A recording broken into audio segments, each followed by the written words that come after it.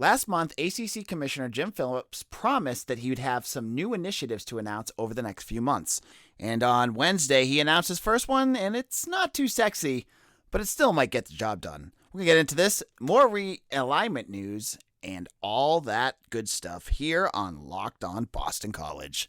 You are Locked On Boston College, your daily podcast on the Boston College Eagles, part of the Locked On Podcast Network, your team every day.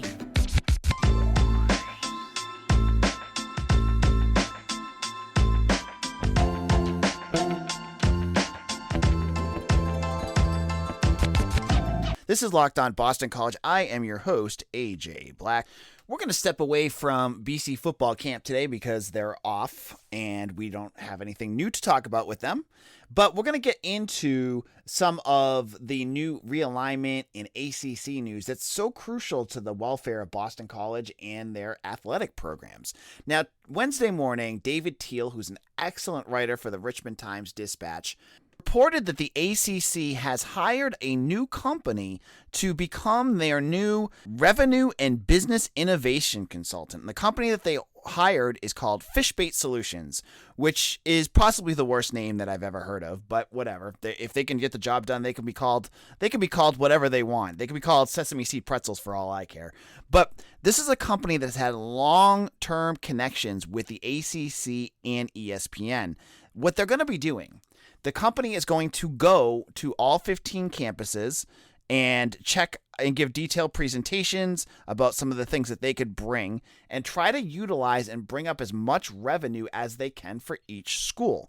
Now, Fishbait is run by a former ESPN administrator named Rob Temple. He was an executive at ESPN before this, and his goal is to enhance value for the league, its athletes, and institutions. Towards that end, the firm is exploring potential opportunities in areas such as ticketing, the NFT market, football championship game marketing, and the ACC network. And I mean, you look at all that, I guess that's going to do some good stuff. I mean, you want to get and scrape every penny you can out of the potential of this conference.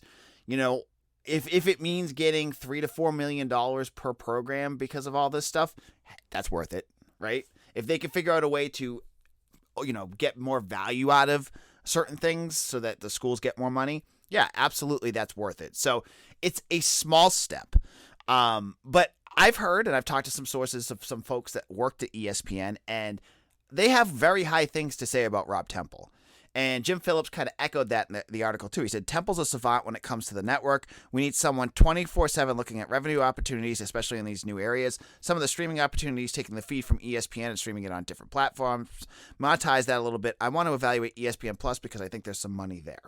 So again, these are all ways that ESPN and ACC both can make some money out of it. So it's a win-win for both sides of the coin here, that ESPN can get some money, but the ACC and the media company here, they're going to look and try to say, okay, what are we doing that's not efficient? What are we doing that could be more efficient? And that's fine. That is fine, because that's how, within the structure that you have, that's how you make more money. Now, is this the end-all answer to answering what the Big Ten just did the other day? No. Is it going to answer what the SEC is doing? No. But you can't just, with the contract the ACC has right now, other than getting possibly Notre Dame in there and having some sort of change in the grant of rights, there's no way that the ACC is going to automatically just jump right back up. You need to figure out these smaller things and hopefully build them up so that they become bigger things. Now, I laugh because I think of, like, I wonder if they need to work on some things like marketing, for instance, right? Marketing the ACC network to commercial organizations. I mean, how many times have we watched these ACC network commercials, and they're the chintziest products out there, right? And you're like, oh man, why can't they get like things like some bigger companies and things like that? And maybe they've tried and it just hasn't worked, but advertising would be a big thing.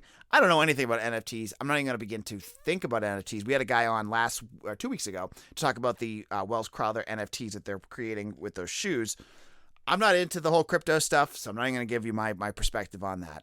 But I think the ACC network is underutilized, because now with the Comcast network adding ACC last year, they are they're in as many homes as you could ask for. There's certainly smaller companies that they don't go into yet, but for the majority of households, they get the ACC network. But as a ACC fan, myself being one too, is there anything on that channel that you go, yeah, I really want to watch that, other than football games and basketball games? No.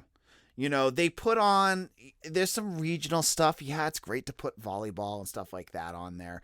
But, like, if I'm watching or cooking dinner and I have my iPad out and I want to throw something on, they seemingly never have anything that's worthwhile watching. And that could be a way of getting revenue, like figuring out, like, it doesn't have to be a game. It could be the thing they just canceled, Packer and Durham, right? Like, Packer and Durham was the only non-game thing on there that I can think of that was ever worth watching. And they've done nice stuff with the road trips too. Those are always fun to watch. But ways to use the ACC network and streaming too. Like, they're talking about ways that they can get that out there more. I'm not sure what that's going to look like, but hey, you have to do something. What's the criticism that I have given Jim Phillips since this whole USC UCLA deal has begun? That I haven't heard anything. That I haven't heard him do anything yet. It's been a lot of talk, not a lot of vision, and it just doesn't seem very directional. This, at least, it's a nice step. And Fishbait is a ridiculous sounding name. And who knows what they're going to find, but you have to try. You can't just sit, as I've said, you can't just sit back there with the SEC and the Big Ten being so aggressive and not try to figure out ways to make your members more happy with the money that they're making out of that deal. And other than ESPN saying, okay, we're going to fork up, another $30 million to add in whatever, which is never going to happen. Well, it's not going to happen unless they can figure out some ways to do it. It's not going to cost the company an arm and a leg. You need to start thinking these smaller things. And this is what Phillips brought up at the ACC Media Day, these things like bringing this in. So this is the first good step. I'm not completely sold that this is going to be an answer, but they're doing something, and we'll have to wait and see where it goes from here.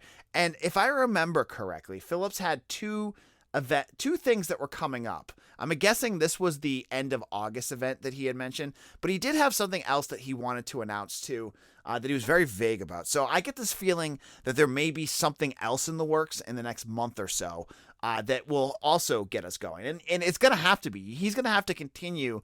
You're going to have to find something else, and then hopefully the Fishbait will have something that they come up with that you can then announce. You do keep doing these types of things. Getting those announcements out will help, and will really continue to get some interest in the company and in terms of ESPN and the value of the content of the ACC. Because I was on Locked On ACC yesterday. What's the difference between money? Well, look at a school like Florida State, a school that is hurting in their athletic department. If you read some of the things about what's going on there, they're not in the best shape. Probably because they keep firing every head coach that they have and have deals, payout deals that are not beneficial for them. But what if at the end of the season they go 6-6, and the Seminole fan base, that's not acceptable to them, right? What if they go 6-6, and because of that they decide to fire Mike Norvell? Who would be the guy they would want to pay? It would be Deion Sanders. Neon Deion is not going to come cheap to get out of Jackson State. He's not. He's happy there, but Neon Deion primetime is going to come if he has the money. So, yeah, if you had an extra $5 million from the ACC, hey, then Florida State could go out there and buy the next big head coach. They could get a coach with as much buzz behind them as Mario Cristobal at Miami. And believe me, Deion's getting there. And all of a sudden now you have another program that is looking on the ups. That a top-notch program that has a top-notch head coach, and all of a sudden they're looking good. But if they can't afford him, hey, Florida State might have to stick with Norvell. They're falling behind in recruiting. Things aren't looking well for them. So it does make a difference. These little things that add money to the coffers will help the programs. Now, in a moment, I'm going to get into the white whale. What we've talked about over and over again, Notre Dame, and some comments that our friend John Swarbick had about where the Notre Dame Fighting Irish might be in the next couple of years. Now, it's my favorite time of the show talking about my good old friends at Built Bar. If you haven't tried Built Bar Puffs yet, you are depriving yourself of one of life's greatest joys. And guess what? There's a new flavor. Ready? Delicious, indulgent cookie dough covered in chocolate and hunks of cookie dough in each one. It is delicious. Built has done it again. Now, let me introduce you to this flavor. It's covered in 100% chocolate, loaded with protein, and only 160 calories. How are you going to beat that? Now, I want you to take all your candy bars, throw them away, and go and order yourself a new box of Built Bars. And right now, if you order on Built.com and use promo code LOCK15, you're going to get 15% off your order. Built Bars are so good. You can have them any day, time of the day. I have them as snacks. I have them as a meal replacement when I'm on the move. They do it all, and they're delicious, and they're good for you. So again, go to Built.com and use promo code LOCK15 and get 15% off your order. Again, use promo code LOCK15 for some delicious Built Puffs. This is Locked On Boston College. AJ Black here. Happy Thursday, everyone. We're getting closer and closer to game day here, but we're talking about conferences as that's the big news over the summer, and the news continues to flow in. Now, Notre Dame, who has been Jim Phillips' white whale, and not just Jim Phillips, it's been a couple of, it's been Swarbrick, it's been Phillips. They're the white whale of every ACC commissioner. The team that needs to get full in the ACC, and the odds of Notre Dame doing that just seem to get slimmer and slimmer as the Big Ten has sort of jumped in and become the odds-on favorite to land the Fighting Irish as the realignment wheel continues. Now, Swarbrick was on talking again this week, and he discussed a little bit about where Notre Dame is nationally and gives a little bit of an idea of kind of where their brain is at.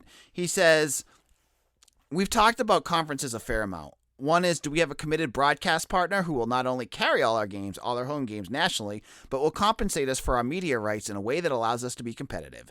So it starts with the question of media partner. Secondly, is our access to the college football playoffs?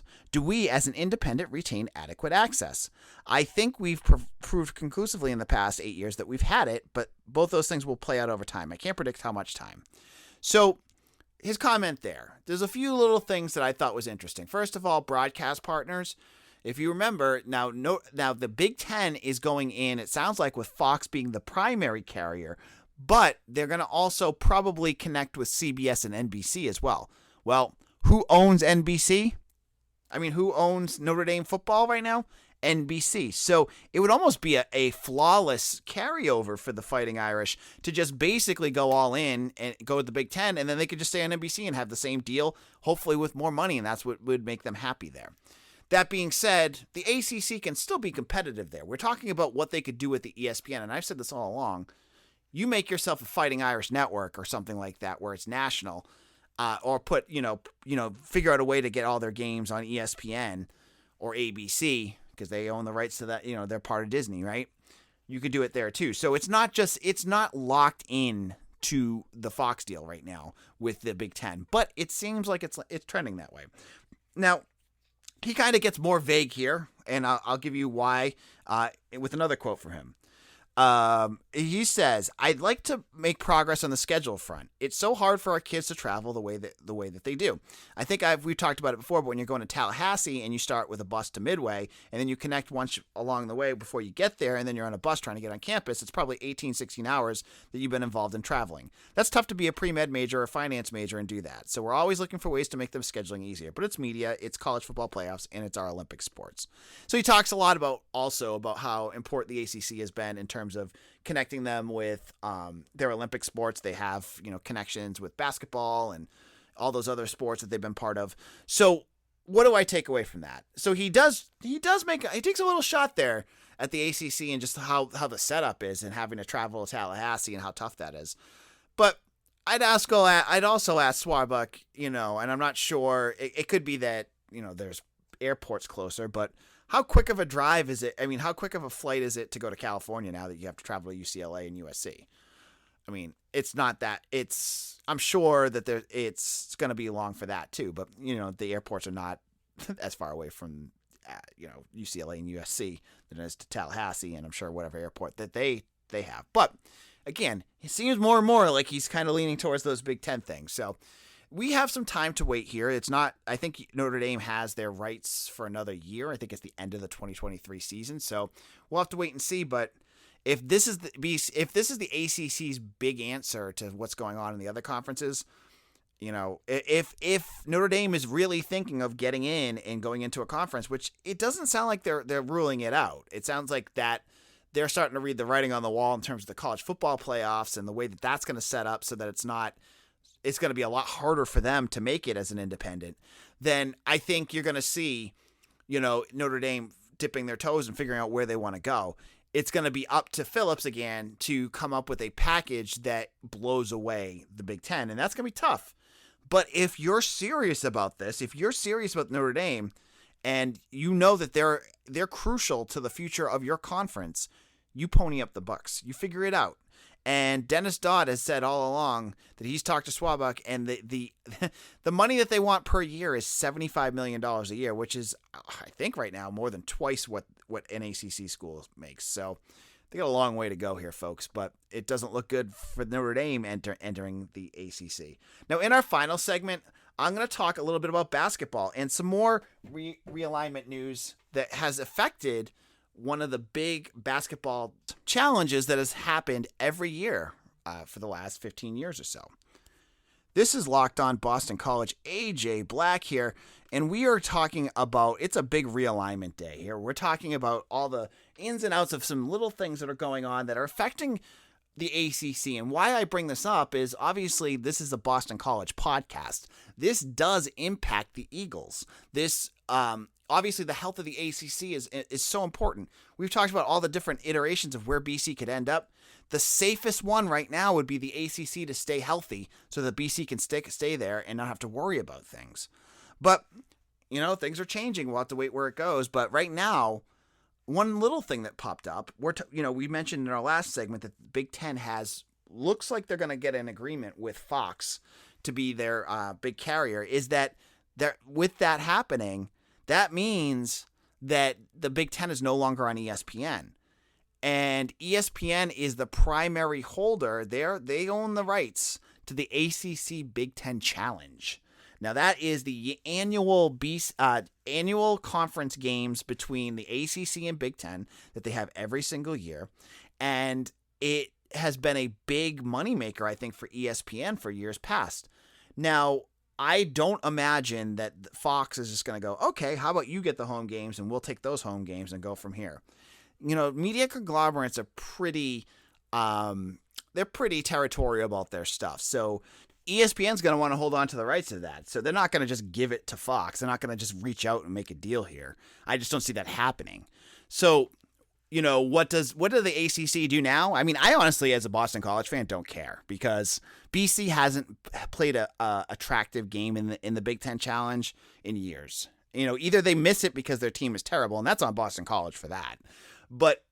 Or they get teams that are like around their rank in the Big Ten, and again, it's on BC. But they end up with teams like Nebraska, Minnesota, Northwestern, Penn State. Like none of those games there's other than Penn State, who there's a regional rivalry there. There's no real interest in any of that, right? BC gets Nebraska this year. It doesn't help them at all. Nebraska was awful last year. BC should be able to be a big time favorite in that game. So if they get rid of this, it doesn't hurt BC at all. It doesn't hurt their future in terms of scheduling because now they have some flexibility. They have another game if this happens that they can do something else with. Now, for me, I am much more, as it's kind of gone on and the basketball landscape has changed, I am much more on board with BC scheduling a local team and a good one. There's plenty of good programs in this area that they can cycle in and out. They can do UMass, they can do Harvard, even Northeastern, BU, Providence, UConn, URI, you name it, even Vermont, like some of the good schools that are in this area. Any of those teams I would find much more interesting than watching Nebraska. And I know Nebraska is a name in football, but they are not in basketball. And I would much rather see that for BC. So this gives them another chance to get another game in and it doesn't have to be a silly game against a Big Ten program. So that's one piece that could happen. Again, they could also go with if they want a bigger program. I know they're playing Villanova this year. They could do that too if they want to boost up their RPI. I'm sure they could figure out a team to play that way. Or the final thought someone brought up, and I think it was on our Eagle Insider message board. If you have not gone over there, you can sign up. Tons of BC fans. I'm telling you, folks, you go on Twitter a lot. There's a lot of fans on Twitter that talk. I have so many. It is fascinating to see how many people that are BC fans are on an Eagle Insider message board. It's free if you want to just do regular chats. That's totally fine. Head on over there, check it out. But someone brought up, and I thought it was a good point. So if ESPN loses the Big Ten and they lose the rights to the Big Ten Challenge, why don't they just make an ACC SEC Challenge? They own the rights to both of them. They could do that just as easily. So that could be fun too. I mean, you'd end up with BC versus, I don't even know who's a bad basketball. Georgia. I know they're not usually very good. Mississippi State, Mississippi, something like that. Ole Miss. I don't know, but that would be another option. I much prefer them to get just another old school local team, but it's another thought as well. So again, thank you all for listening. This is our non-BC camp episode, and I had said that we're going to talk about basketball, but there was a lot of news I wanted to get into, and I promise you we'll get to basketball soon. And, there's not a lot going on right now that I can actually report on because practices are closed, but we'll get into it, I promise. Well, this is AJ Black. You can follow us on YouTube. Hit that subscribe button and go to YouTube. We have new episodes on there, and we'll have special episodes as things go along. We'll make sure we get to those. You can follow me on Twitter at AJBlack_BC. I'm the editor and publisher of Eagle Insider. I'm also the co-host of Locked On ACC on Wednesdays. You can check that out with the great Candace Cooper. If you've listened to this episode and you're looking for some more football content, head over to Locked On ACC and give that a listen as well. Thank you all for listening, and we'll see you again soon.